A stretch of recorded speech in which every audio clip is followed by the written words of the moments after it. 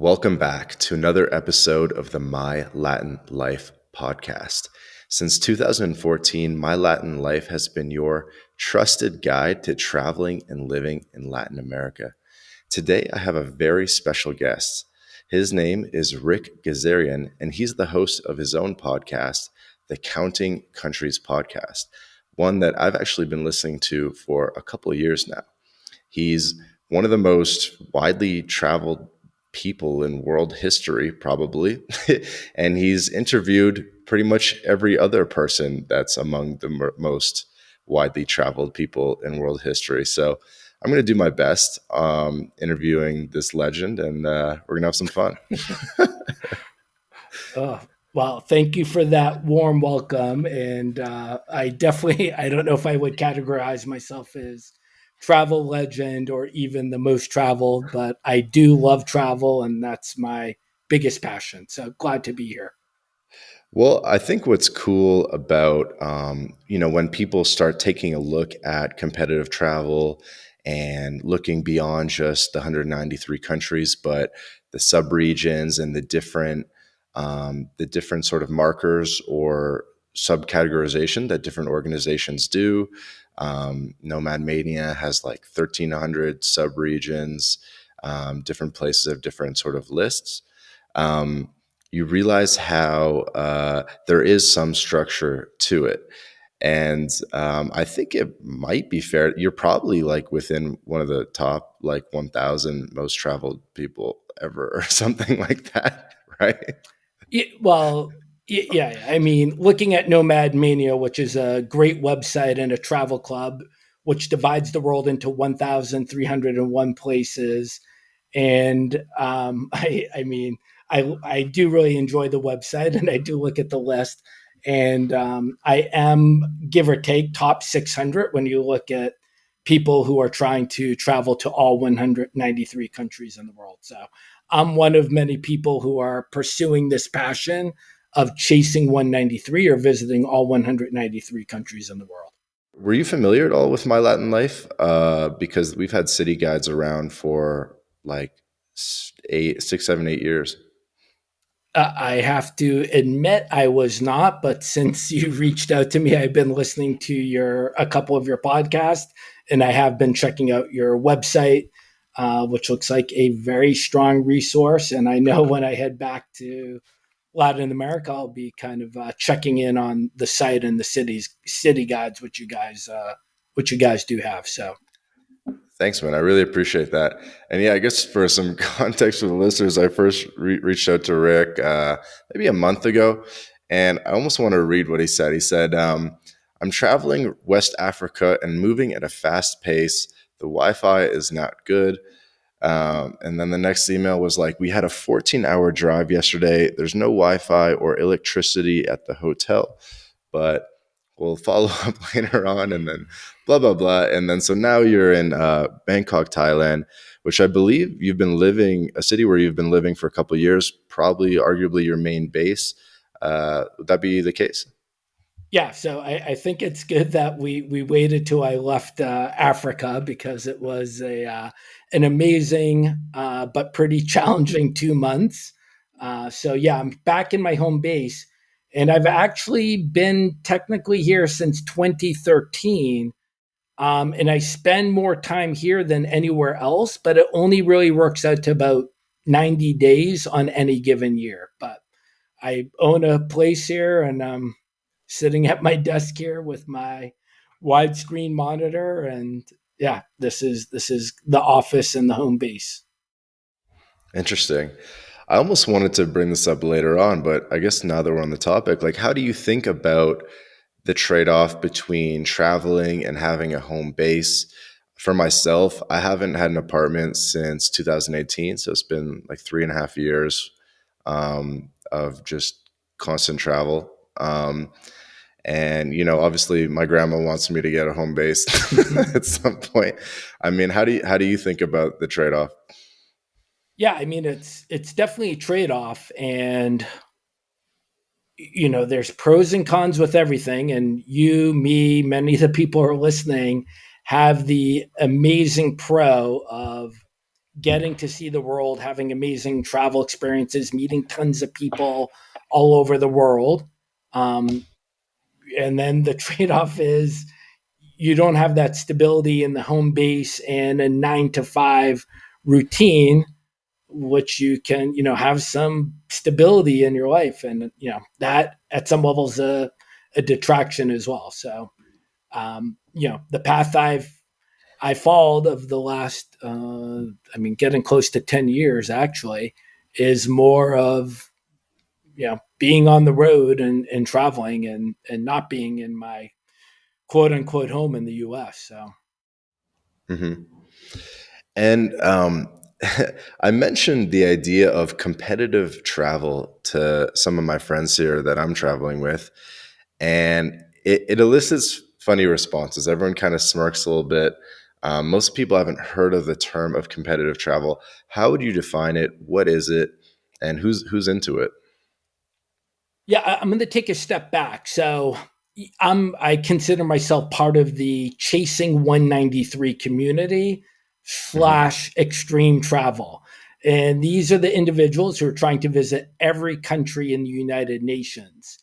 And I think we can break that community into competitive and non competitive, meaning some people are going to every country in the world, don't have social media, don't have any sort of media presence. And while they're trying to go to every country in the world, it's not competitive for them. They're doing it 100% for themselves. And then I would say on the other side of the coin, it can be a little bit competitive. And what I've noticed is a lot of people are branding themselves. So I'm the Hmm. youngest Spaniard. I am the first gay person. I'm the first vegan to travel to every country in the world.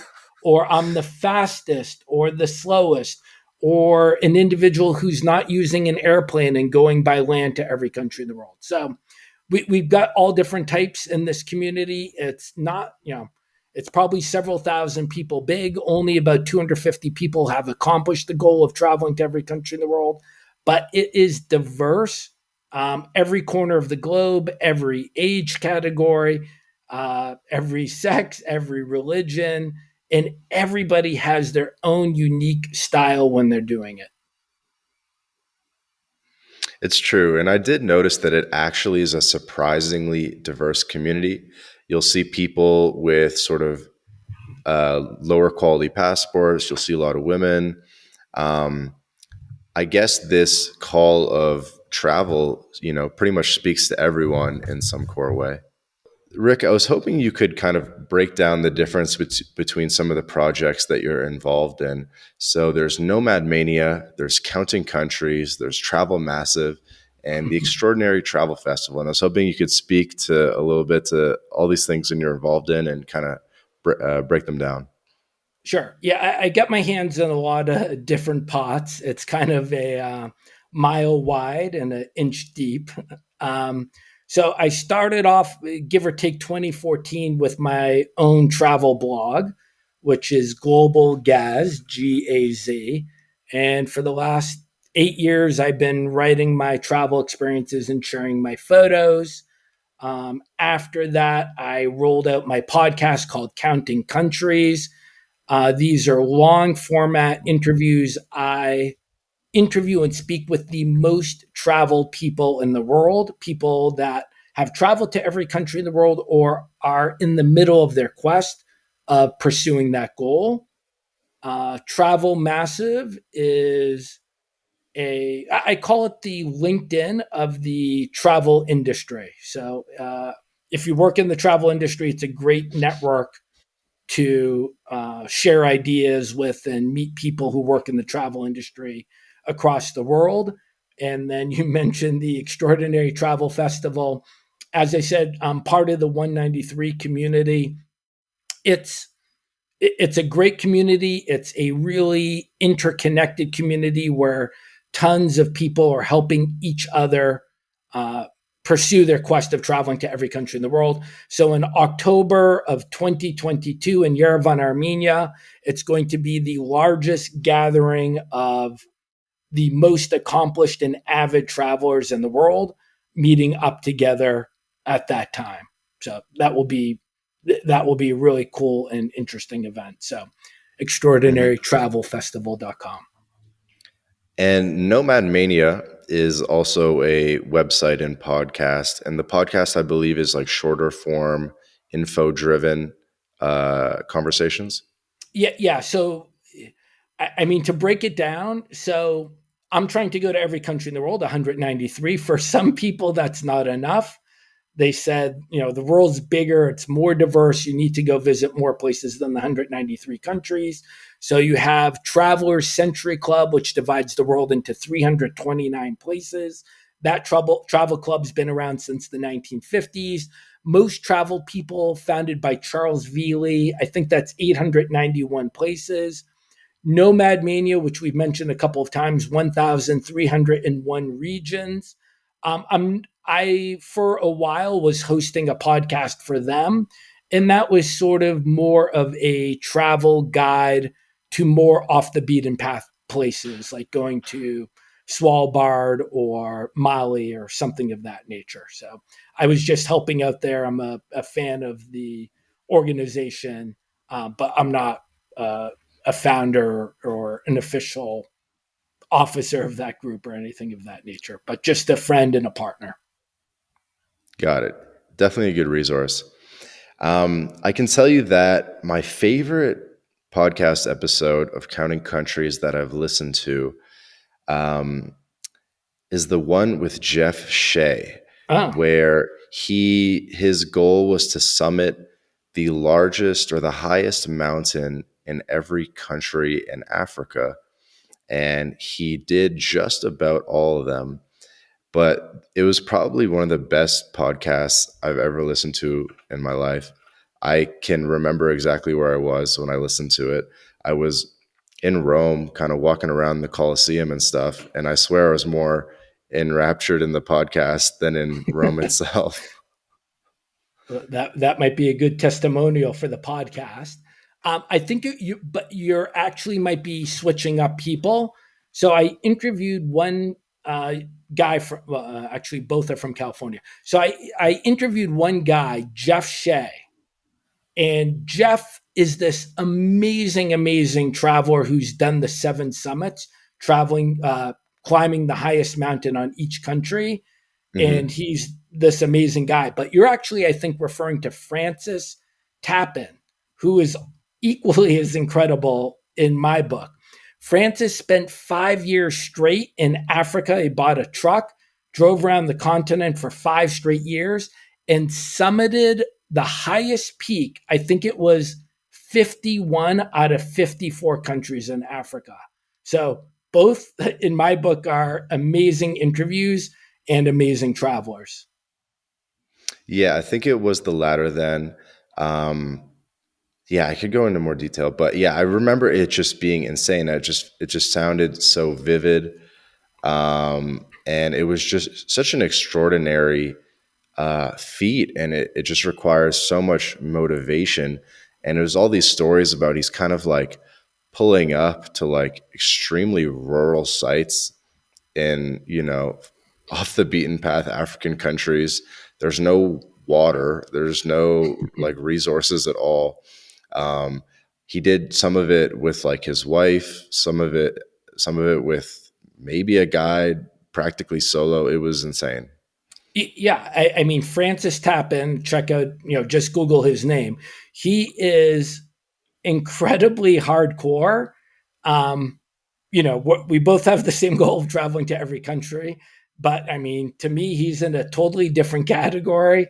I would never try and duplicate tons of the things that he's done, and I find him to be really an impressive guy, and he's definitely worth following and checking out. And this actually leads me to sort of a question about motivation, which is maybe starting with yourself. Like, what motivates you to visit every country in the world? Yeah, I decided I was going to travel to every country in the world in 2008. So it's been a while. I'm making slow progress. I'm at 151 UN countries. And I got laid off in 2008 from my job in financial services. '09, I took a 12-month trip around the world, and I made a little Excel spreadsheet of all the countries I was going to visit. And I said to myself in a bell jar, I go, I'm just going to visit new countries. I'm going to start with South Korea and just keep on going west and picking off new countries. Um, I did that. I can't remember how many I visited, probably 25 new countries or 2025, a couple of repeats. And my quest was kind of dormant for several years after that. And then I found the community online. So once I realized other people had done this goal and other people were trying to complete it, I found this group Every Passport Stamp. I read this book, Chasing 193. And this was probably 2013, 2014. And that refocused me and remotivated me to pursue and finish that goal. Okay. And what do you think are some of the commonalities between people that are pursuing this goal in terms of background or personality traits or purpose? Yeah, as I was kind of pointing to this earlier, it's really a diverse group because it could be a 19-year-old who's starting out on this quest, and there's guys. I mean, one of our speakers at the Extraordinary Travel Festival, she's in her 80s. She just went to the island of Socotra off of Yemen because Hmm. that's one of the 329 places on the Traveler's Century Club. Um, Hmm. so the motivation, I mean, categorizing the people in the community, I mean, again, it's every sex, it's every religion, it's every country, it's every income group as well. I mean, there's people couch surfing and on $20 a day budgets, and then there's guys chartering airplanes. From a personality standpoint, I think every one of us at some level has a little bit of OCD. You want to create lists, you want to check things off the list. You like planning, you like logistics, you like scheduling. And then at the end of the day, people have a quest for learning, discovery, and exploration. They want to see different corners of the globe and I think see with their own eyes what the real narrative might be. What or the narrative they're hearing from the media or other websites or your friends and going there to discover on your own what's taking place on the ground. Hmm. I think it's interesting and important that you noted that you really need to be you need to be good at logistics and planning. Have you found that to be the case? It seems like most of the conversation, let's just say in the Every Passport Stamp community, is really around logistics and sharing tips about how to get this and that visa, which consulate's issuing them, finding like a fixer or local driver. Um, you know, you, I feel like I'm the best like logistics guy kind of in my friend group, and actually a lot of my Latin life, a lot of the most important information is like where to stay, what neighborhoods, what's the different vibe in different areas of the city, things like that. Um, so maybe you could just speak to logistics for a minute. And are these people just like the most logistically oriented people ever, or? Well, and I'm going to make up these numbers for my little anecdote I'm going to give you. If you're going to Amsterdam and you go to TripAdvisor, there's 6 million reviews for restaurants, hotels, and museums. So, in other words, all information is known about Amsterdam. But Mhm. if you are going to Douala, Cameroon, you go to TripAdvisor, there's 374 reviews. It's something like that. I mean, the dichotomy is humongous. So, with that in mind, you need to get information. You need actionable information if you're planning on visiting Cameroon. And you're not going to get it in your traditional travel resources. So, hence, in this example, every passport stamp is a group of 12,000 people who are trying to visit every country in the world. And there's, as I said before, also, there's a pretty good sense of community, meaning people are willing to share their experiences or advice. So, Hmm. back to your point, how do you get the visa? Is it, can you get a visa on arrival? What consulate in or embassy in Africa will issue it the same day? What's the COVID situation now? What's it like crossing by land versus heading to one of the airports? Hmm. How to get a guide or a driver. And then the other part is, again, back in Cameroon, it's a giant country. There's a lot to see, but there's not a ton of information on what the highlights are in the country. So, yeah, it's a trading place or an exchange of great ideas and information, which is not readily accessible that you can share with other people who are chasing 193. Hmm. And so, Rick, what advice would you give to me for my Latin life where, um, we really got popular providing information on these sort of tier B, second tier and third tier cities in Latin America, where, for example, there's a lot of information on Rio, but then there's going to be less information on Vitoria or Belo Horizonte or even smaller cities. And so that's where we've sort of carved a niche to some extent, is providing information for some of these lesser known places. What information would be valuable for you to see in these city guides and these articles? What do you think people are really out there looking for? Yeah, I think it's some of the more basics, as you said. Where are you going to stay? What neighborhoods? What area? And then you're going to break it down from hotel to hostel to Airbnb. Where are the good restaurants? What are the good bars? Um, and then what's there to see and do? So yeah. I mean, again, I would argue all information is known on Rio. Everybody knows to go to Sugarloaf. But yeah, the second and the third tier is how do you give information to a short or a long time visitor, uh, which a local would know. I mean, that's what I would want to know if I'm visiting that type of place. Yeah, local information. Makes sense. And when you're hosting your podcast, I know that you have some sort of stock questions that you like to ask every guest. What are those questions that you always ask?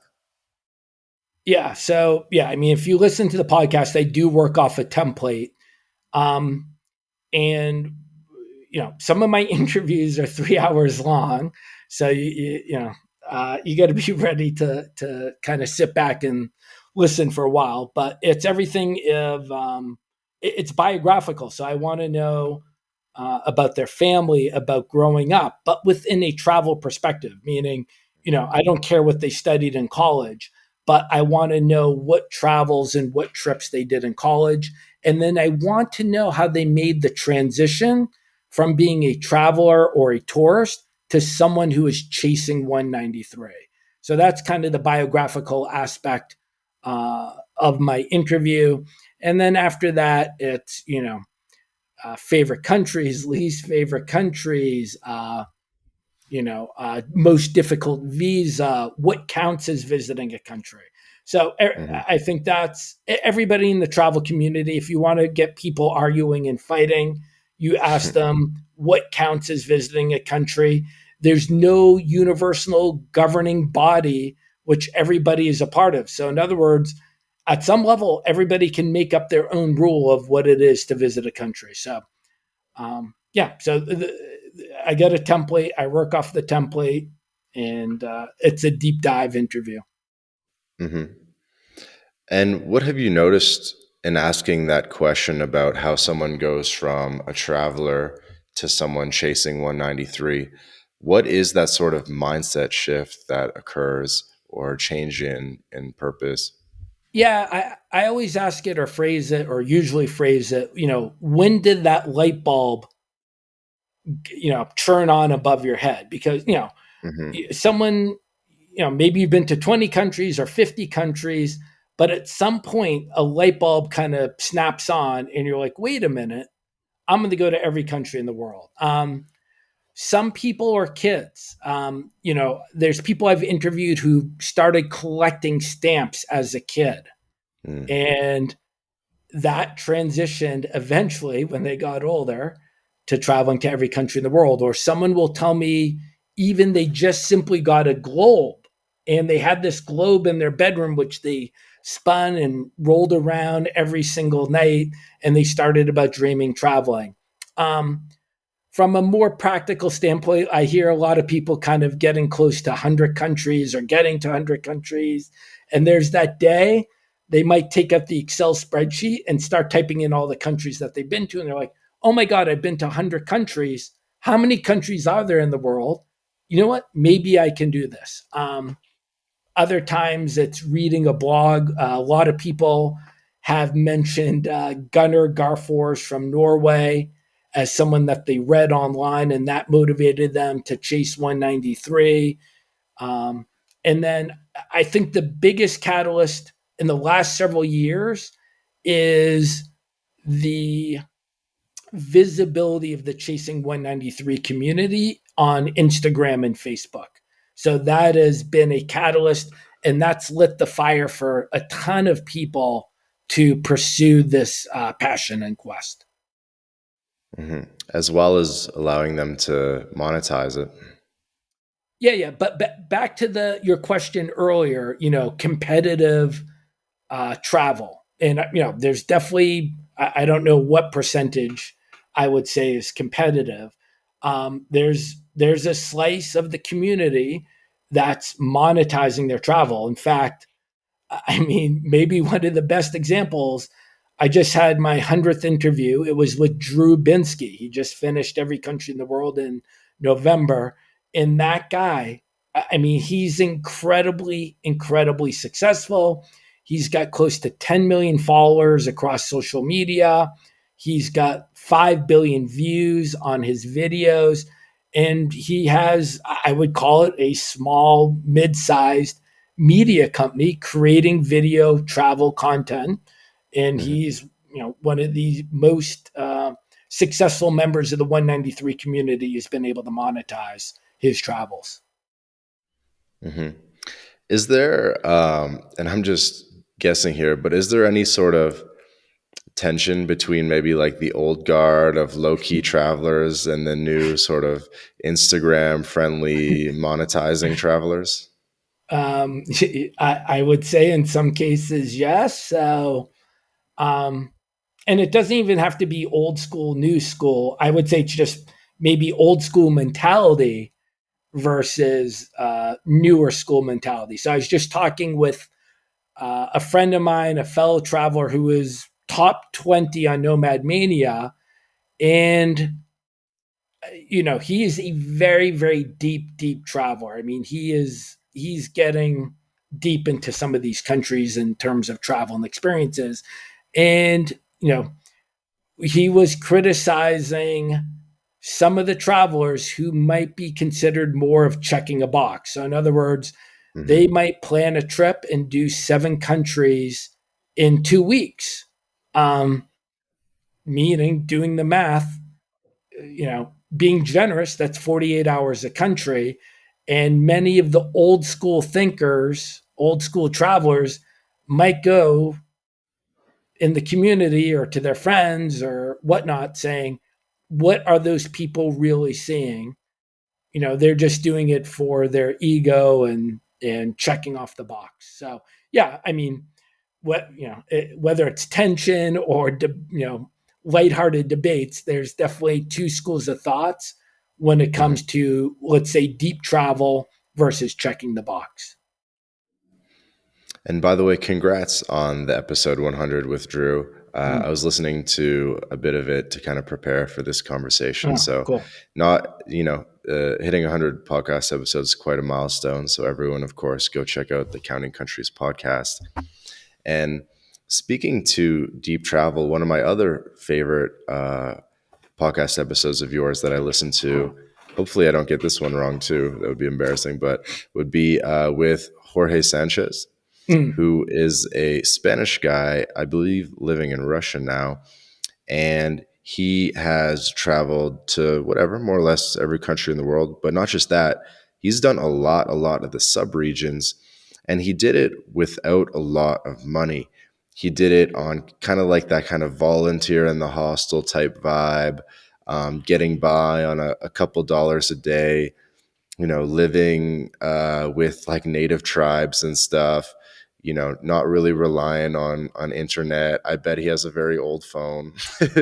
And I'm like, this guy's like the old school generation for sure.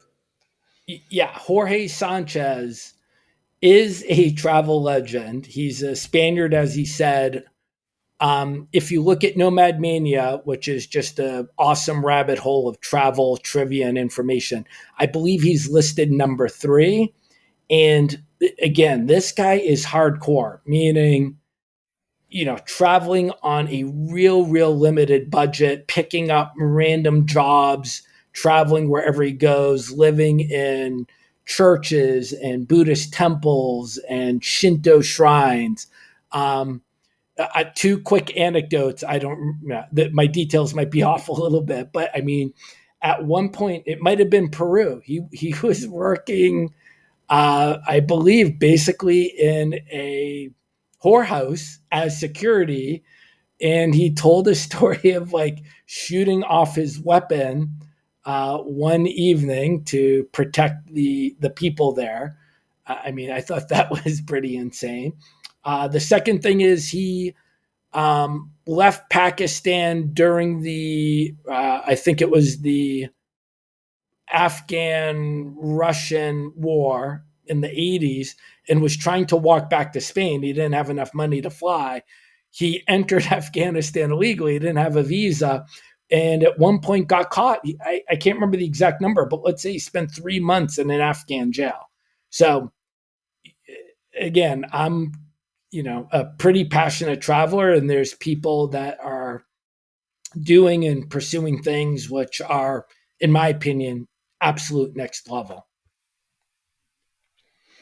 I bet it's fair to say that a lot of the people that have done the Chasing 193, they might have entered a few of those countries illegally. Yeah, yeah. I mean, definitely. I don't know the stats on that.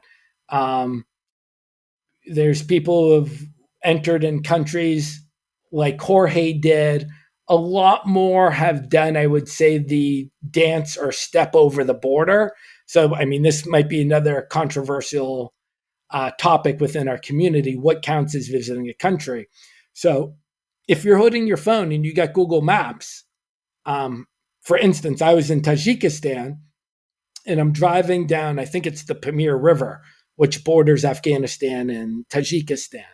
And at one point, I mean, I'm like, oh, I'm like so close to Afghanistan. I told my driver to stop, and I literally waded across this river until I saw on Google Maps that I was in Afghanistan. Now, for me, that was an amusing little travel anecdote. I did not count that as visiting Afghanistan. I mean, you could, I mean, I was in Afghanistan, but I did not count that. But there's some people in the travel community who will color in their map and go, oh, I've been to X because I stepped over the border, whether they had a visa or not. Yeah, I definitely don't think you need a visa. I think it's okay to enter like however you can get in, I guess. Um, yeah, is stepping foot on the riverbank for 5 minutes, does that count? I guess. I don't know. Well, I'll give you one other example of a guy who's, incredible in my books. Graham Hughes. He's a British traveler, and I don't know if it was 10 years ago, but a number of years ago, he set out to visit every country in the world without flying. Um, and more than once, he would tap his foot over the border, and he would have his little, GPS, and he would click off the, take a photo of him on his GPS device being in another country and count that. Obviously, you do that, you're not benefiting from having some rich travel experience. You don't have any stories or experiences when you do that. On the other side of the coin, he did some crazy things. Like he went basically from Senegal to Cape Verde. So Cape Verde is an island, uh, I think a couple of days by boat from Senegal. And he went in an open air wooden boat across the ocean to get to Cape Verde because, again, he will not use an airplane. He gets to Cape Verde and they arrest him for illegally entering the country. So he spent 5 nights in the Cape Verdean jail on his quest to visit every country in the world without flying. So great travel story there. Not one that I would want to duplicate, but that shows you both sides of the coins of entering a country without a visa, tapping your foot over the border, and then having a crazy experience where you end up in jail for 5 days. Hmm. And one thing I read about you that I thought was interesting was you're from Boston, but at least up to a few years ago, you'd never been to Ireland. Yeah. Especially when you realize I also went to Boston College, right? So Hmm. BC has, I think a history of, it's a Jesuit institution, and there's a lot of Irish Catholics who have walked through the doors of my university. Yeah, so I have 4 countries left in Europe: San Marino, Cyprus, Malta, and then the big one is Ireland. And at this point, or the last several years, I've been saving Ireland to be my last country. So during my interviews, I've interviewed so many people that have finished their quest in what I would say would not be the most fun or easy going countries. Hmm. So I've been planning at this point that I've been holding that one back, and I thought that would be hopefully when I finish, hopefully that will be an amazing way to end my quest. I agree with that. I think you do want to have 193 be a fun country where at least some friends and family can come meet you. It's not an insane visa thing, and you can have a in the case of Ireland, you can have a nice pint of Guinness. Exactly. Yeah. Because I've had people I've interviewed, they ended in Central African Republic, and it's just, I mean, I think they would agree. Anticlimactic. Yeah, it's not the most festive of settings necessarily. So, I mean, one great example is Johnny Ward. Johnny, an Irishman, a great traveler in his own right. He had 2 countries left: Yemen and Norway. And he tried to get into Yemen multiple times, several plus times. He couldn't get in. He eventually hitched a ride on an Indian trawler going from Oman to Socotra, entered Yemen illegally. He had a great visit because Socotra is a beautiful island. Um, but he held back Norway because after he finished Yemen and checked that box, shortly after he went to Norway, his mother came, his girlfriend came, some of his friends were able to join him. No one else was going to jump on an Indian trawler to Socotra to celebrate his 193rd country. Yeah, it definitely sounds like the play. I don't know if you know Mark Zolo. He's an Irish traveler and adventurer. And for his 100th country, if I remember this correctly, he did Iceland Mm. for number 100. And so, you got everyone together. You go to the ice bar and do some shots and Mm. stuff like that. Much better that way, I feel. Yeah, I like his spirit, and I think that's a great 100th. Hmm. I thought maybe we could get into some of your kind of favorite cities, favorite countries, etc. I noticed that on your top 3 cities was actually Rio de Janeiro. I was surprised to see such a touristic city and even a Latin American city at all make the list. Yeah, I've been to every country in South America besides Suriname and Guyana. I love that continent. I think that continent offers so much for travelers. In the same way, I need to personally spend a lot more time there. So, um, Brazil, obviously, a humongous country with 200 million plus people. I've been there twice, but my Hmm. travels are not deep. My first visit was in 2002, Rio and Iguazu Falls. I went with Hmm. two of my buddies from Boston College. And did I have an unbelievably awesome time? I did, but it wasn't a very deep traveler's trip. It was going out to dinner and going to the bars every night. And I love that city. It's incredibly beautiful and picturesque. The beaches are awesome. The people are awesome. I went back probably in 2008 after that with my girlfriend at the time, totally different trip. We did Rio again. We went up to what is it? What's the beach called?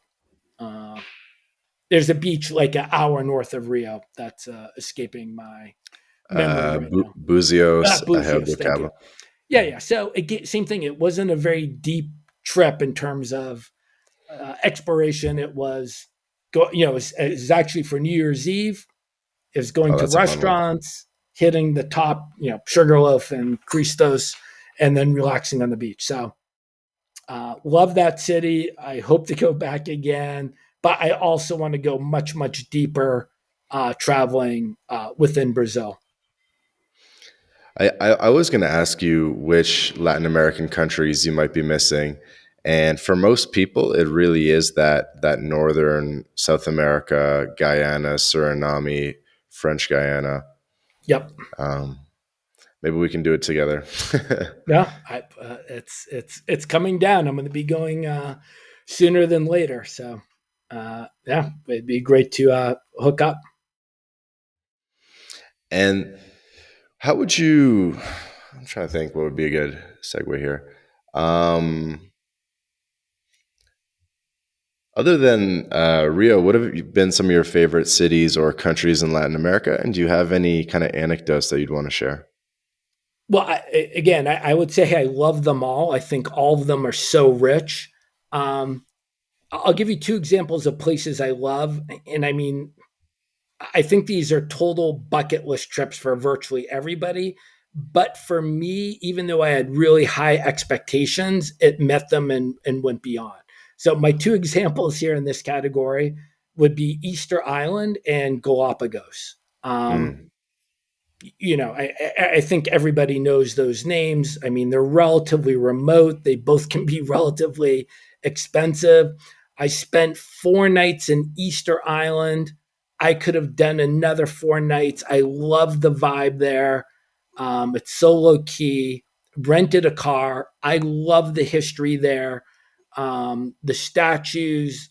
I just, I'm a photographer. So sunrise, sunset, it was a fantastic experience. I stayed in Limu Lodge, Lemu. I met the owner, JR. He's an awesome guy, and that was a great place to set up base. So the experience was just so rich, so fantastic. The history, also the nature is beautiful.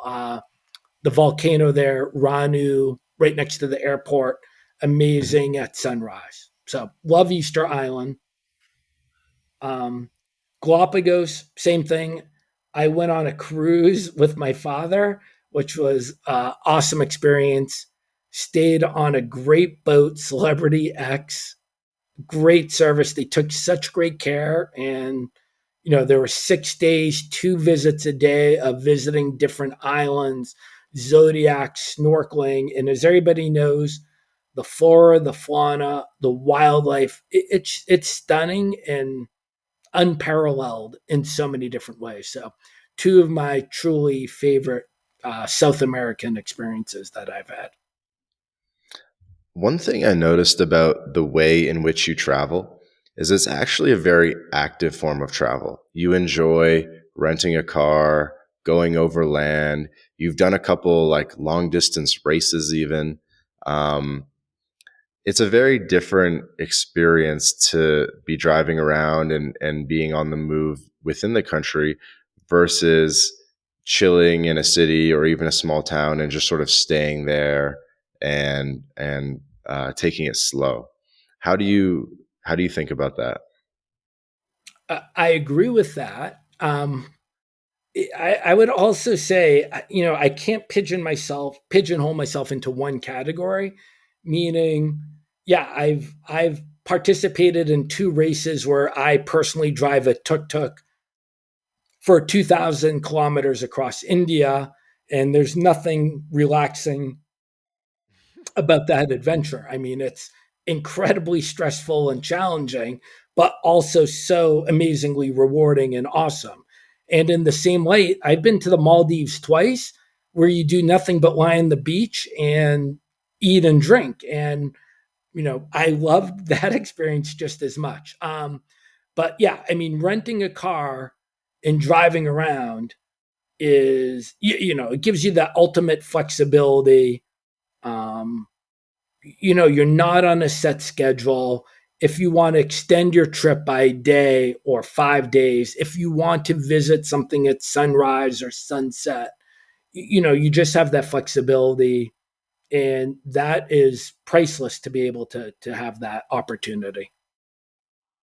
Have you done any overlanding or long bus trips in Latin America?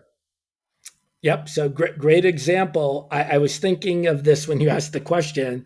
I don't think I've ever rented a car in South America. I was just in Saudi Arabia in November, and I rented a car for 2 weeks and drove like 2,500 kilometers.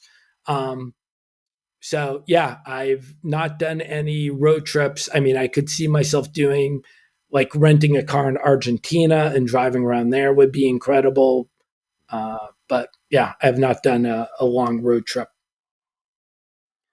I have noticed that you do go into the interior of the countries. I read some of the blog posts where you did from Tikal and Copan, which are still on my list to do. What's your experience been in Central America? Yeah, Central America, same thing. I've been to all those countries. I've had some great experiences. In short, I need to go back. Yeah, but visiting Tico or going to Guatemala and for the Mayan ruins there. I think these are all underrated countries with a lot to offer. Great price points. Um, Good food, good people. Yeah, I love those countries. I had a great trip in El Salvador. I had a driver in a car, and got to what was it? Did like the flower garden route. Went to Sushi Ito. I'm not even remembering the name correctly, but yeah, it's underrated. Central America, great region. And another Boston connection here is that um, I've recently been reading a lot about how a lot of the rediscovery of the Mayan world was really done by Harvard and Yale and the professors there, done with the financial backing of the universities. And I'm not sure if you've been to the Peabody Museum on the Harvard campus, but it's actually basically the largest collection of Mesoamerican Mm. artifacts, uh, probably in the world. I didn't know that. I haven't been, and now I feel guilty. And that's a great example of, living somewhere or being from somewhere and missing out on all of your awesome, backyard opportunities because you don't explore where you're from. But I'll add that to my list when I get back. And I know it's been a while, but do you have any favorite beaches in Boston? Yeah, well, I actually go to the US twice a year, one time during the summer. So I usually make it to Cape Cod to Chatham on the Cape, and I also go to Newport, Rhode Island. So um, I love those two areas in the summer. I'll be kind of a beach snob. I mean, the reality is, if you've traveled around a bit, I mean, New England beaches are nice, but they're not going to compare to a Thai or Indonesian beach. So, I don't really, I enjoy the beaches in New England, but they don't really hold a candle to some of the others I've been fortunate enough to swim in. It's true, but there is something about the vibe of Cape Cod that's quite unique. A You know, hundred percent. you kind of feel like you're JFK or some, I don't know. Yeah, yeah, no, do no, you it's awesome. do you like think of yourself in sort of that vein of like New England adventure travelers, or like do you think about Paul Theroux, or like how, and kind of a related question, like how much do you read about uh like history in general, and do you read about like the Victorian travelers, be it, you're obviously big on Africa and the Middle East. Do you think about, Sir Richard Francis Burton, Livingstone, Speke, people like that? Yeah. So, I mean, great question. And, I think back to one of your earlier questions, it's like, hey, what's the motivation for chasing 193 or visiting these places? And yeah, I mean, I'm a poli sci major. I enjoy history. I enjoy politics. I love to, you know, understand and learn a little bit more when I visit the country. So, with that in mind, I have another list I'm working on, and that is I'm trying to read at least one book for every country I go to. And I think if you find a great book and you're able to read that before your visit, that makes your visit so much more rewarding. Maybe you'll understand the country or the history a little bit better, or and maybe some of the places that you visit tie into the book that you read, giving those places a little bit more meaning. Really quick example is I read the incredible biography on Peter the Great from Russia. It's like a 800-page book. It's a biography, but it reads like a novel. And when I went to St. Petersburg for 2 weeks, that city came alive. Being able to, take the context out of the book and apply that to what I was seeing during my visit. Definitely. Yeah, I've read a bit about it too. It's like St. Petersburg was a completely just idea of his, and a lot of people were originally against it. And it took a lot of financing and a lot of like political effort to get the city created, but it's grown into one of the great cities. Yeah, I mean, it was just a swamp. Hopefully I won't get this wrong. I think it was in, the year 1700 or so, and Moscow was the capital. And Peter the Great says, "We want to be closer to Europe. We're going to build this new city on the Baltic, and it's an incredibly beautiful, great city." So, thank you, Peter. So, question about cities and setting up bases. You know, it, especially among, some of the most traveled people in the world, what are you seeing in terms of people that either, when it's all said and done, they basically want to go back to their home country or hometown? You just interviewed Drew Binsky, and I found it kind of curious that he bought a house in Arizona, of all places, versus people like maybe yourself, who's set up in Bangkok, literally on the other side of the planet. How do you think about what makes sense for you as a base, and what do you see among people with such great perspective on the world? Hmm, good question. I mean, I came out to Thailand after I read a book, so that would be a good example. I read this book about an American priest who moved here in the 1970s and started this, tiny outreach program in the slums of Bangkok, which grew into this massive program helping tens of thousands of Thais. And I said to myself, I'm going to go there this winter, being 2012, escape the Chicago winter where I was living, and I'm going to live there for the winter and volunteer for this guy. So that's what opened the door for me. I mean, I love Bangkok because it's a mix of East and West. It's a mix of developed and undeveloped. I like it for the price point. It's relatively cheaper than back in Boston or Chicago. And it's just a fascinating place to live. There is great Thai people who are friendly and warm. There's an incredible expat community where you can meet like these amazing, smart and talented people. And you have this country, which, even sort of living here, I've not seen enough, but it's an incredibly diverse country with mountains in the north and islands in the south. So for me, this was a great place to set up my home base. I mean, the biggest negative is that I'm so far from the US. So, it's a pain in the butt to fly home or back and forth. But beyond that, I think it's a great home base. And do you think that most travelers sort of feel the calling to go home? Or it's just funny when, these people kind of by definition have been to like every city in the world. And then, it's like where to decide. It's like, it's almost, what's it called? Paradox of choice in terms of where to set up because every place is awesome, or you kind of Hmm. have a lot of different feels for things. Well, I mean, yeah, I think that is a challenge. Meaning, I sort of say to myself, I wish there were like 10 of me because even, I just got back from 2 months of Africa, which was awesome. But at the same time, I'm missing Bangkok and I'm missing Boston.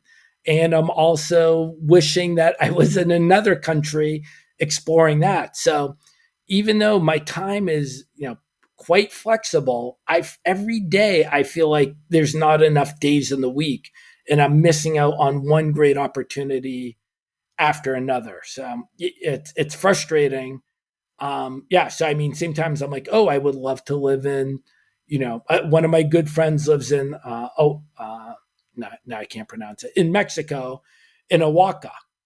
I Oaxaca, haven't yeah. been there yet. And, I talk to him once a week or once every 2 weeks, and I keep on telling him I'm going to visit him. And he tells me how great it is. And I'm like, wow, that would be a great place to live, right? It's another fascinating country that's so rich and diverse, closer to the US, great food, great people. So yeah, there's just not enough time in the day. It's a good point. And how do you think about language learning? If it was me and I was going to travel to every country in the world, I would definitely become basically fluent in Russian, fluent in Arabic. I am fluent in French. But basically, these kind of languages where you really get your money's worth in terms of, they're the official language in 20 plus countries. I think it's weird when someone's done all 193 and they still basically only speak English except just a couple basic phrases and stuff. How big of a part does language learning play for you and for the broader community? Another great question. I mean, and those are great language choices you've made, obviously. I mean, Russian, Arabic, French, and of course, Spanish. You would get so much utility from that. Um, I would say I'm pretty poor language facility. I speak Thai and I speak Armenian. Uh, Thai is a great language if you're in Thailand, and as you realize, it's not that useful anywhere else that you go. Same thing for Armenian. I'm ethnically Armenian. I speak bad Armenian, and it's great when I'm Armenian in Armenia, but it's pretty useless otherwise. I speak, I don't even want to say speak French or Spanish. I mean, I know a bunch of words in Spanish, French, and Russian, which at times helps out a little bit. And, whether this is an excuse I'm giving you, this goes back to there's just, I mean, for me, not enough time. Like on my list, which I've never sat down to do, is to learn the Cyrillic alphabet, which is just a major plus if you're Hmm. traveling in CIS countries. Hmm. So whether I'm lazy or not enough time, that's something that's been on my list and I've never done it. And what percentage of travelers do you think kind of make it a point to like reach proficiency? I'm not going to be able to throw out a number. There's tons and tons of people who are just speaking English. And the reality is, virtually everywhere I've been, you're able at one way or the other to get by on English. Um, of course, if you're European, you're speaking most likely your native tongue plus English, and there's a good chance you have another language or two. I mean, you can say that virtually everybody I know chasing 193 who's not, from a native English speaking country is speaking their tongue plus English because, I mean, as you know, English is the lingua de franca to get around the world. So, but yeah, some people's passions and hobbies is learning multiple languages, and they've got the right mixture of natural talent and hard work where they're doing it, and they get richer experiences out of it. So, yeah, I wish I had a better facility. Like some of the other people in the community who speak 3 or 5 different languages. That's not me. I wish it was. Fair enough. Yeah, it's well, I guess that's hopefully reassuring to people that you really can just travel the whole world in English. I do have a couple big questions for you before we sign off. Um, First one, just a fun one, but is it possible to see everything? To see everything, Yes. right? I mean, so how do you define everything? So if you go back to our original debate a little bit earlier, old school, new school, the guys who fly in for 1 or 2 nights, have they seen everything? I mean, they've been to the country, they had a meal, they probably slept over, they maybe saw a museum or something. Does that count? There's one gentleman I interviewed on my podcast, Counting Countries. He's an older German individual, Frank Gossi. Now his last name's escaping me, but Frank Gossi something. He's an engineer, like old school German engineer, and I think he's probably in his 70s.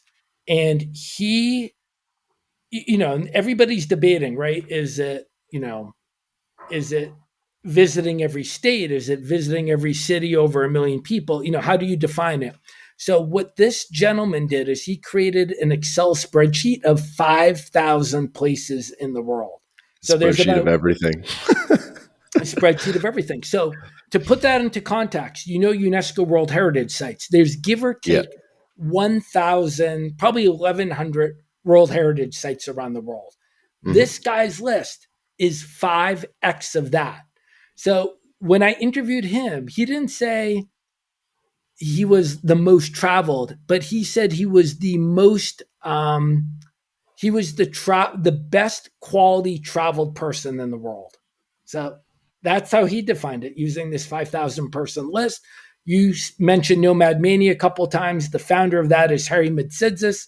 Hmm. There's 1,301 regions on that list. I think he's about 70 away. Um, Insane. so maybe he considers himself at some level, seeing everything because he's been to every one of these regions. And who is the But person with the spreadsheet of everything? Frank Gossi Austinghouse. Okay. Maybe we can add that to the show notes. Yeah, he was an interesting individual. He had a partner, and I mean, one of those other things that kind of stands out. He told me 1 year of travel, he and his partner spent $1 million. So you mentioned Jorge Sanchez, Hmm. who probably, over his career might have been on $5 or $10 a day. These two did 7 figures in 1 year in their pursuit of the highest quality travel. Highest quality travel. I think it would be like I'm sure a lot of people have thought that it would be cool to visit every UNESCO or World Heritage site, and arguably it's almost like a better metric than some of the other ones. Though I've also seen that it's quite biased towards Europe. Um, So nothing's perfect. Yeah. I think I mean, I mean, it's both a good benchmark and a poor benchmark. I mean, you hit it on the nail. You need to have money to have UNESCO World Heritage Site. So I don't know the exact numbers, but Germany has 80 and Nigeria has one, so something like that. So if you're only utilizing that list, you're going to be missing out on giant parts of the developing world. And then the other challenge with the UNESCO World Heritage Site, give or take, I think it's 1,100. But every year they're They're adding adding in more. 20, 30, 40, like a year. So Right. that's a tough, tough list to finish. My understanding is no one has finished that list. And just to add on, like one thing, I don't even remember the name of it, but I was in Burkina Faso, in West Africa, and I think they probably have a couple of UNESCO World Heritage Sites. And I went to visit one of them. I can't even remember the name. It was basically an old kingdom in the jungle. All that was left are a couple of walls of the palace or the kingdom. But Hmm. it was like, it was a 5 hour drive to get there. So, you drove there 5 hours. I was the only person there. I mean, For some the walls. guide who operates the heritage site wasn't even there. We had to wait for him to show up, and it's in the middle of nowhere. So yeah, I mean, UNESCO Kind of like World Heritage Timbuktu. sites can be they can be a great catalyst to get you to corners of the country. Because if you go to Burkina Faso, you're like, oh, I'm going to go to the capital Ouagadougou for 2 nights. Um, Going to that UNESCO World Heritage sites forces you into more remote corners of the country where you get to see a little bit more. That's definitely a good point.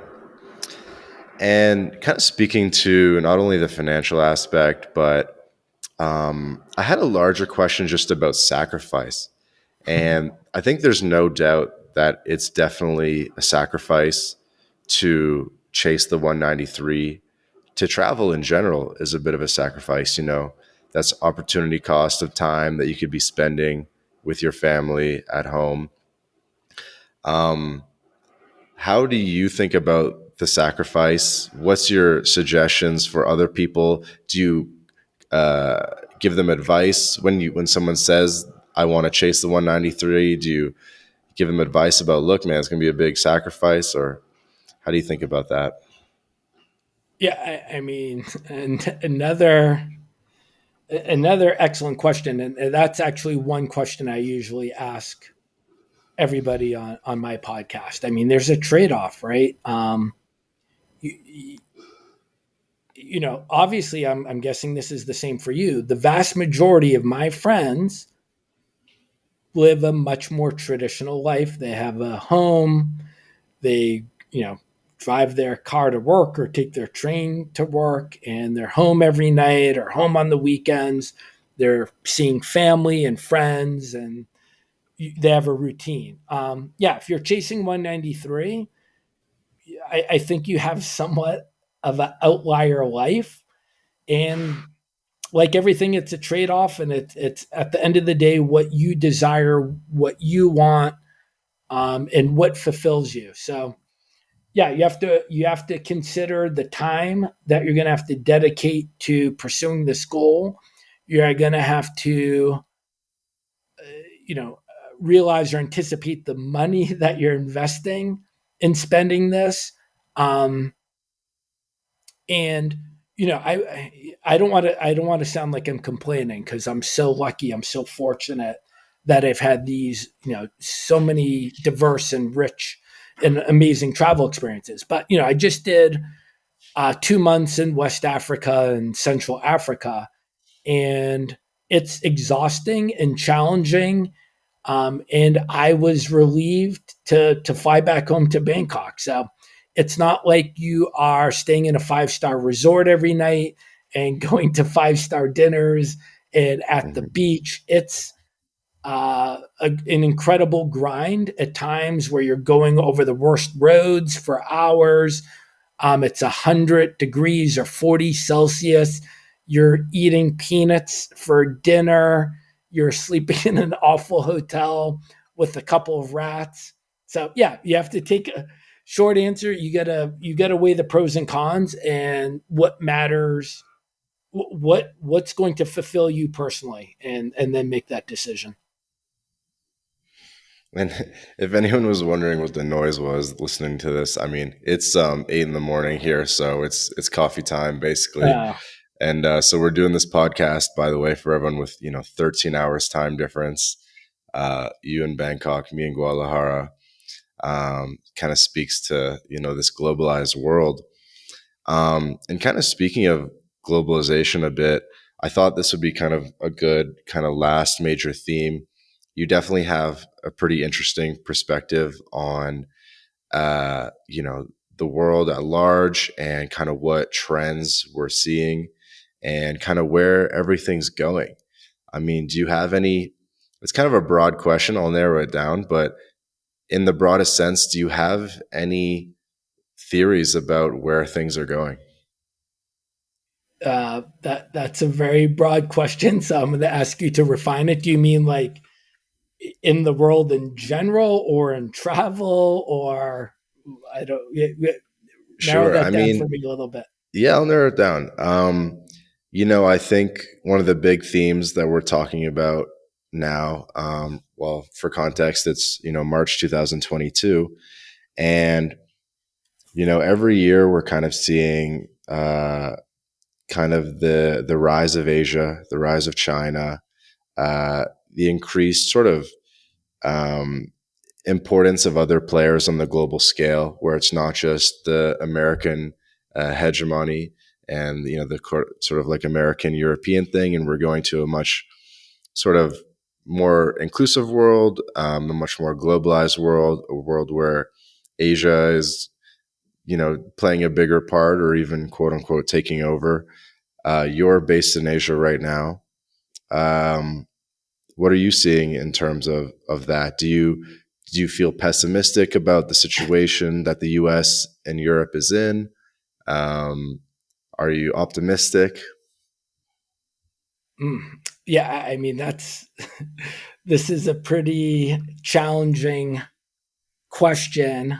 I don't really have a concise answer for that. I mean, this is an incredibly complex and global world that we're living in. I mean, the last couple of years, I mean, we have two things. I mean, which I mean, they're probably not black swan events, but they feel like black swan. I mean, we've had the pandemic that changed everything in our world, and then the invasion of Ukraine by Russia also. We've had 30 years of stability and peace in general for the world, which has allowed this global connectivity, and connecting the world together, whether it's through trade, through internet. And I think a lot of that is at risk. I mean, China, which is a juggernaut, but I mean, they might be closing. The trend for them is closing themselves off from the rest of the world. I mean, are they going to be in a bubble developing on their own? How does the invasion change everything in Europe and the world at a larger level? And the pandemic, I mean, that also changed things significantly. So I mean, I don't know if I'm an optimist or a pessimist. I guess I would say I'm a realist. I would say I'm concerned. Um, and I could give you prediction. It's not going to be correct, but yeah, I think there's just so many moving parts and so many variables, that I'm concerned about. What's going to happen in the near future. Is you basing yourself in Asia, in part to position yourself and maybe the lives of your children and future family, um, so that they understand Asia, that they're sort of more exposed to that part of the world, which seems to be growing? No, I'm not that wise where I did a strategic move like that. Yeah, I mean, me moving here initially was reading that book and escaping winter. My business is actually real estate investing, but it's in the US. Um, yeah, so I'm not some great forward thinker who is doing the great pivot to Asia and changing his business because of the growth in this region. So, but that would make sense if I did do that. But that's not how it worked out for me. One of my big inspirations was Jim Rogers, who you Yeah, might I be was familiar thinking with, about him. the Yeah, author of Investment Biker and Adventure Capitalist, who famously broke some world records for traveling the world in a yellow Mercedes. And also on motorbike, was one of the first people to drive through China when it opened up in the 80s or late 70s. Really done some extraordinary things. He was basically a Wall Street banker. He worked with George Soros to break the Bank of England and do other kind of legendary things in the hedge fund space early on. And then he gave it all up and decided to travel the world, and then also famously moved to Singapore so that his children could learn Asia and learn Chinese. And I've seen videos of his two daughters, cute little like blonde girls who speak perfect Mandarin. They've been on TV in China in these sort of like learn Mandarin campaigns. And so he famously said, you know, I think it was, if you're smart in 1800, you'd move to London, in 1900 to New York, and in 2000 to China. Um, and so he thinks it's, the Chinese century, which kind of seems to be becoming more and more true every year, and Asia at large. Have you ever met Jim Rogers? no, but yeah, I really was thinking of him when you asked me that question. I've read at least one of his book, I think Investment Biker.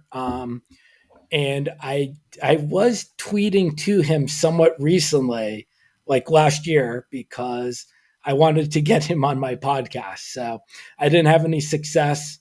But yeah, I mean, I don't disagree with his logic, right? Or what you just said. I mean, London, New York, Beijing.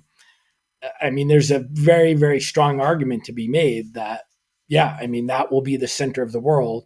And if you can speak Mandarin and English, I mean, I think you're off to the races. Mm-hmm. And I would be interested to hear your predictions about how you think things are going to go. I mean, you're someone that spent a lot of time in Africa on the ground, in the Middle East and in Central Asia. Are you bullish on Africa? Do you think Africa is going to play a bigger role in the world economy? So I feel bad about kind of saying this. So you're saying, am I bullish on Africa? Hmm. On paper, there's a lot of upside and opportunity.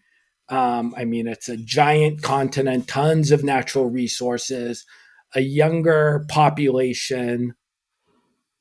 There's a lot of hope, but I've done multiple trips and spent probably a combined couple years traveling Africa.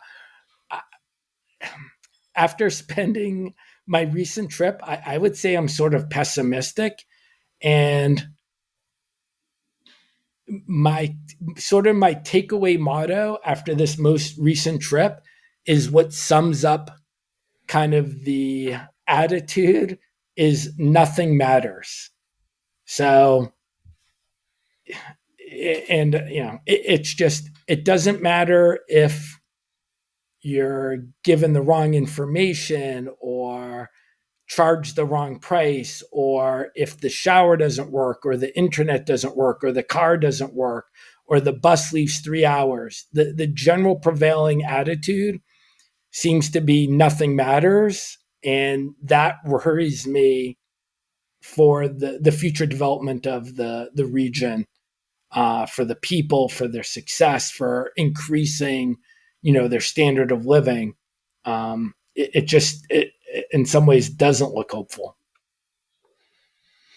It must have been a breath of fresh air after traveling overland through West Africa and then to be back in Asia where everything's efficient, the trains run on time, people highly value education. Uh, did it feel that way? You, I mean, what you said, I think, sums up East Asia a little bit more aptly. I mean, Thailand still has a lot of that. But yeah, I mean, I have to, leaving Cameroon and flying back to Bangkok, it was a model of efficiency when I got back here. I mean, comparatively, everything works. Like, I mean, I was in Freetown, Sierra Leone, and I'm utilizing my ATM card. I had to go to 12 ATM machines because they didn't work. And then when you get to the one that works, the withdrawal is capped at $40.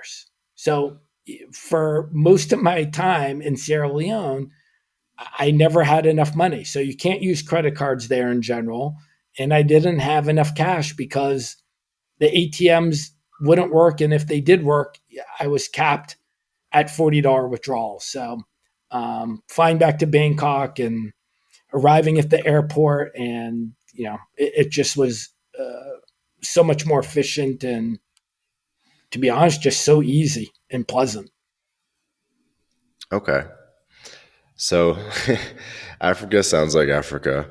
How do you think about the sort of like America versus or west, East versus West dichotomy, or at least it seems to be a dichotomy?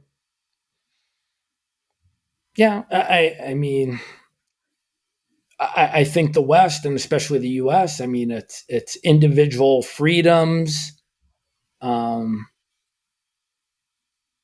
and democracy. When you get to the East, I mean, it's more of the collective. It's making a sacrifice for the greater good, which you could see that taking place during the early parts of the pandemic, where people would sacrifice for the greater good of their family or their neighborhood or their community or the city. And we, Mhm. unfortunately, didn't have that as much in the U.S. So, I mean, there's the stereotypes of, you know, more focus on education. I forget what the numbers are. It's like China or India graduate, 100x engineers more than the U.S., where the U.S., the number one popular major in the U.S. is like physical therapy. So, I mean, there's a bit of a different mindset when it comes to, I think, education and what their values are, family over the individual and the collective compared to individual freedom. So those are, I think, some of the differences that I see. What advice would you have for a young person, maybe someone at Boston College right now, or a young person thinking about how they want to spend their 20s or how they want to focus their career, what they want to dedicate themselves to, what's a worthwhile purpose? Um, I bet as someone so widely traveled, what you really learn probably is humility and to not give advice. But do you have any thoughts on that? Yeah, I was going to say, don't listen to me or don't do what I did. I mean, if you're going back to BC, I mean, one of the, I think, biggest mistakes I did was majoring in political science, which to me has really limited value. So if I'd gone back in time, I wish I learned more of a hard skill. I don't, whether that's accounting or nursing or engineering, something of that nature. Um, so, I mean, I think that gives you really a much more of a competitive stance when you're going out into the job market.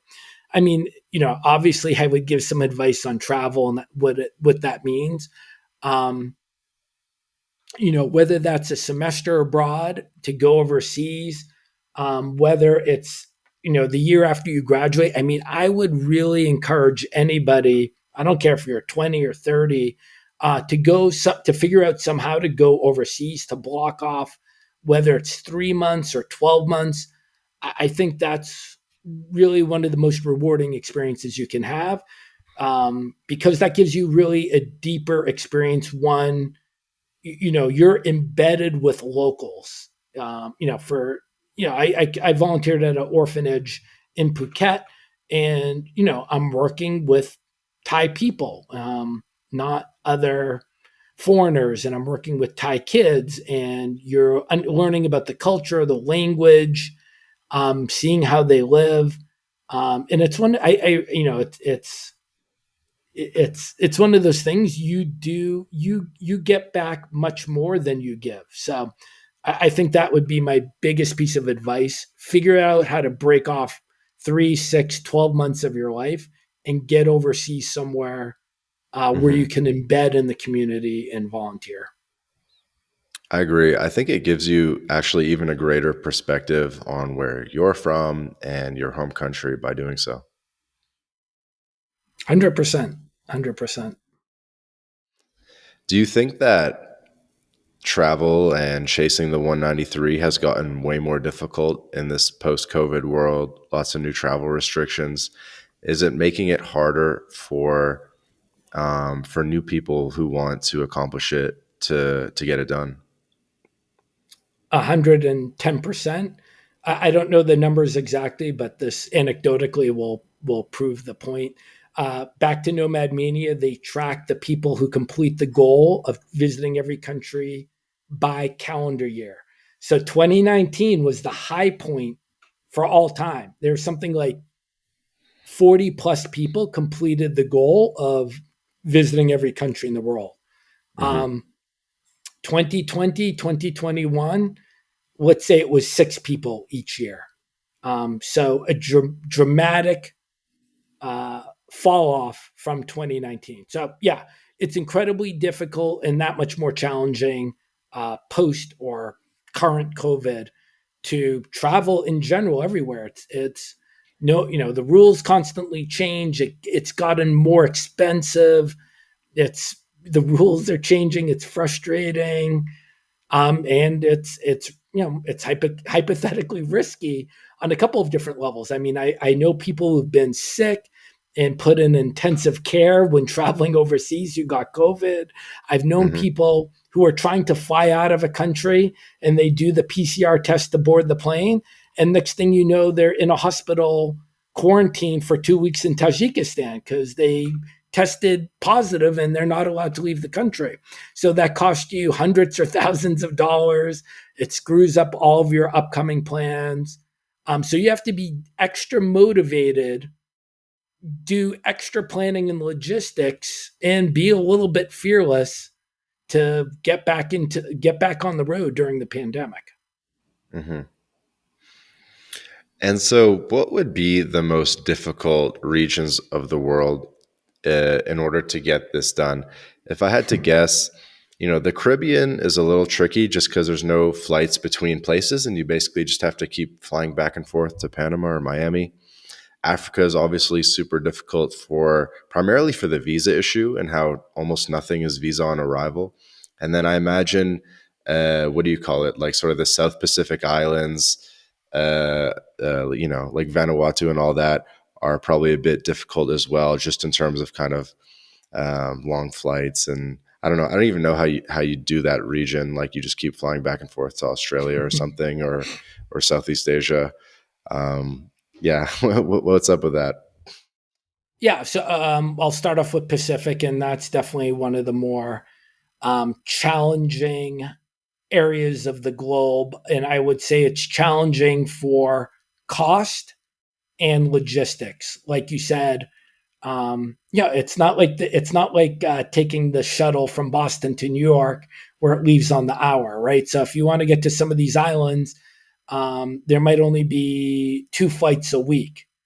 So you have to reverse engineer and figure out everything.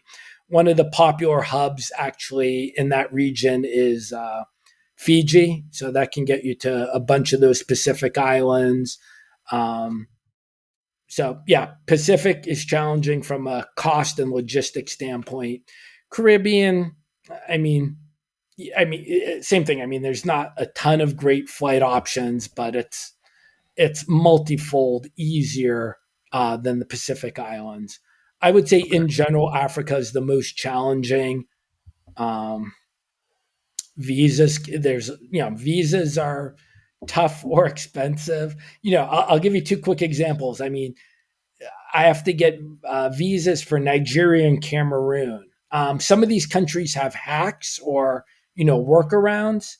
So technically, Nigeria, you have to send your passport to the Nigerian embassy in Washington D.C. Probably costs close to $200 plus the FedEx to get that visa. I was already in Africa when I added Nigeria onto my trip. So there's a workaround. The workaround is you can get a business visa, and the business visa is an e-visa, so you don't have to send your passport anywhere. The problem is it's $300. So that's a good little chunk of change. My Cameroon business visa was $420. So yeah, visas, no, a lot of bad flights between the countries are incredibly expensive. Tough driving around, tough land border crossings, not as much information about most of those countries. So yeah, Africa is probably the hardest, with West Africa and Central Africa even more so. Hmm. And I think what's tough about a lot of the visas is they want you to go back to your home country to apply, and you have to apply to your home country, which is like an enormous barrier for most people, right? But in most cases, there's a workaround. 100%. They might have a general rule. Some are harder, some are softer. Like Algeria, I'm pretty sure I really don't hear any workarounds for Algeria, meaning you need to get your passport to the embassy in your home country. Um, but yeah, so for instance, I was going to Guinea Bissau. So there's a well known hack in southern Senegal. There's a town, which I'm going to pronounce incorrectly, Ziguinchor, and there's a consulate for Guinea-Bissau, and it's kind of well known in the 193 community, and you hope it's as good as you read. So what I read, multiple data points, is you go up to this consulate, walk in, and you come out with your Guinea-Bissau visa in 20 minutes. And that was the case. Me and my friend went in, and in 10 minutes, I think for $25 each, we had a beautiful Guinea Bissau visa in our passports. Now, the X factor is the council is away on business for the day or the week, or he's sick. Mm. And then you have a giant monkey wrench in your plan. But in that example, it was quite simple and straightforward and painless to get that visa. I think I've also read that a lot of the embassies or consulates are in Morocco, and that, and maybe, I don't know, I'm guessing in like Egypt or South Africa. And a lot of people just have to keep going back and forth to Morocco to get these like African visas. Yeah, yeah. I mean, that's another great point you're bringing up. There's some hubs, like Dakar's pretty good where you can get a bunch of visas. But again, here's the flip side. I went to Abuja, Nigeria. That's the capital. And I had a guide, and I called up my WhatsApp my guide. I'm like, hey, I need to get the Cameroon visa in Abuja. He's like, okay, we're going to call for you. And he messages me back. He's like, you're all set. The visa's open. The consulate, the embassy's open. They'll process your visa. No problem. So the first day I get to Abuja, we drive to the embassy and I knock on the door. It's a small building. And I walk into the little guard post and they're like, oh, we're not issuing visas today. I'm like, what do you mean? We're not issuing visas. You can come back tomorrow. And I'm like, well, how long does it take to process it? They're like, 2 days. And I'm like, well, I'm going to be gone in a day. They're like, oh, you can get someone to pick it up for you. I'm like, oh, great. How do I do that? They're like, oh, you got to go to the police station and fill out a couple of forms to authorize a person. So in other words, that's a great example. You're planning a trip, but nothing is necessarily concrete. So you, in your mind, you're like, oh, I'm going to get this visa in one day and continue on my trip. So I had two options. I could have changed my entire 2 week itinerary to double my time in Abuja to get this visa. Or what I did is I ended up getting the business visa for double the price and then was able to explore the country and continue on with my itinerary within Nigeria. Makes sense.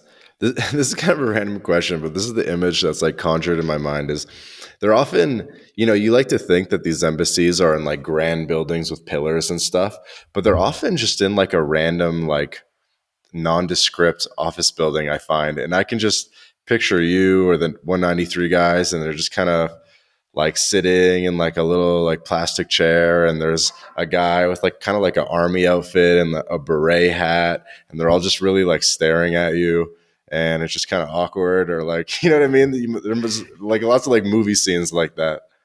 And I mean, I mean, if you had asked me before I started traveling, right, you think of an embassy, you kind of think of like a castle or a fort or some really dignified building. Um, this is, I mean, this story takes place in the U.S., but it's kind of funny. I one time had to get a Thai visa in the U.S. and I ended up going to the consulate, the honorary consulate in Boston, and the honorary counsel in Boston was this Italian guy who owns the Union Oyster House in Faneuil Hall. This is, I can't remember the exact fact or trivia. This is like the oldest restaurant in America. But this guy, over 30 years, had developed a relationship with the government of Thailand. And one time they said, "Do you want to be the honorary counsel of the Thailand?" He's like, "Yeah." So you went into the restaurant and went into the restaurant office, and I got my visa sticker from the owner of this restaurant. And you actually had to go to the Union Oyster House to get it? Yeah. Above above the restaurant was this around the corner was this steep staircase, and it brought me up to the office of the, I forget his name, um, who was the honorary counsel, and it was him and his administrative assistant.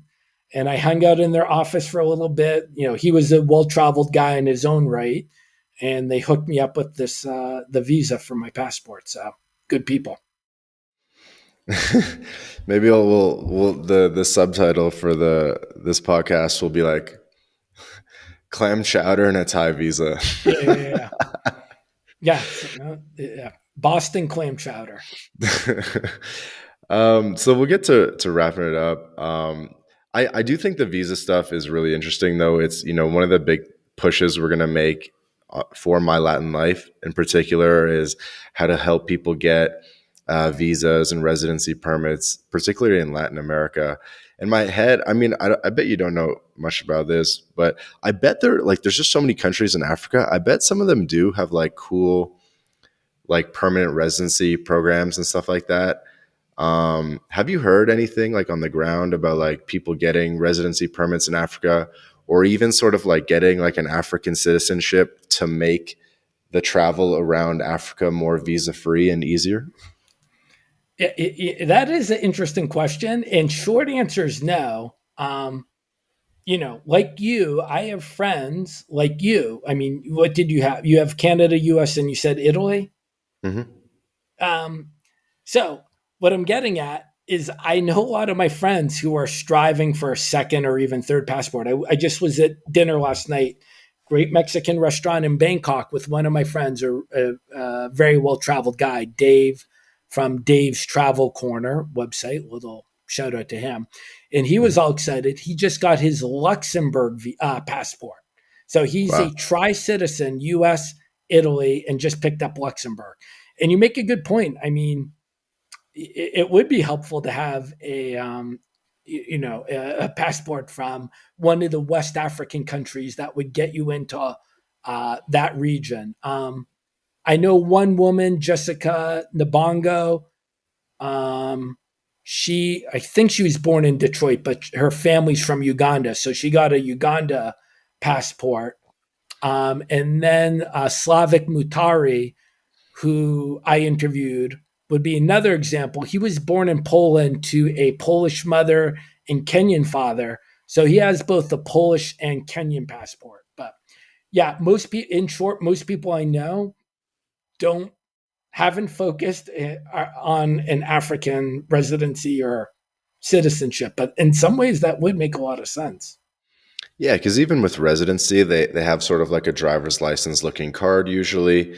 And at least in Latin America, if you're like a resident of one country, you can typically, it makes it easier to travel to the other countries just by showing. Sometimes you can take flights just by showing the card and not even a passport. So maybe it would make things easier with Africa. If I was like a high end traveler who was looking to accomplish this, I would even maybe go so far as do one of those like real estate by investment slash donation programs and get like a Mhm. Turkish passport, or I think there's a program in Jordan, things like that. And then maybe that would open up like a lot more visa free options in Africa. Yeah. Well, one other example that I just recalled, um, I have a. He's technically my driver, but I consider him my friend because we've been on like 4 road trips together. He's an interesting individual character, really great guy. Marlon, he was actually born in Suriname in South America, grew up in Holland, but 20 years ago fell in love with African drum music from Burkina Faso. So he's basically been splitting his time for the last 20 years in Holland and Burkina Faso in West Africa. He got his Burkina Faso passport, and that allows him to enter its ECOWAS, Economic Community of West Africa. I think it's like 15 countries or something like that. So that's a great example to your point of not having a hassle when driving around or visiting those countries.